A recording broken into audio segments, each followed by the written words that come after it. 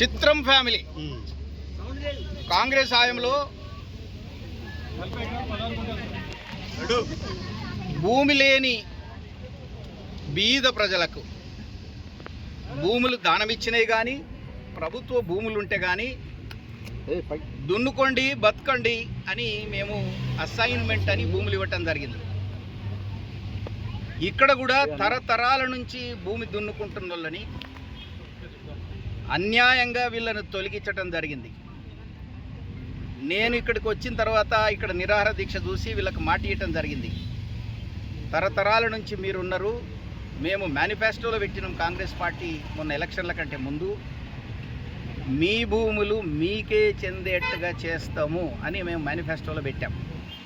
అందుకే వీళ్ళందరికీ నేను ధైర్యం చెప్తున్నా, వీళ్ళకు నమ్మకంగా చెప్తున్నా, ఇది మీ భూమి మీకే చెందుతుంది కనుక మీరు ఇదంతా నేను మా కంపెనీ తరఫుననే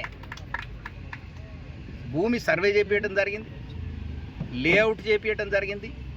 వీళ్ళందరూ ఎంతమంది వీళ్ళ ఫ్యామిలీ మెంబర్లు ఎంత ఉన్నారో వాళ్ళందరినీ కూడా వెరిఫై చేయటం జరిగింది, నంబర్ కూడా వెరిఫై చేయటం జరిగింది.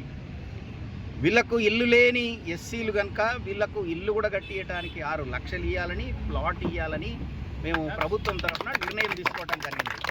ఇది కలెక్టర్ గారికి తెలుసు, ఎంఆర్ఓకి తెలుసు, ఆర్డీఓకి తెలుసు, అందరికీ నేను చెప్పడం జరిగింది.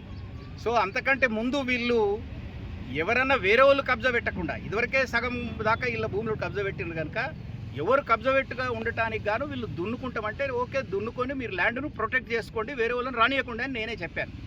కానీ ఆఫీసర్లకు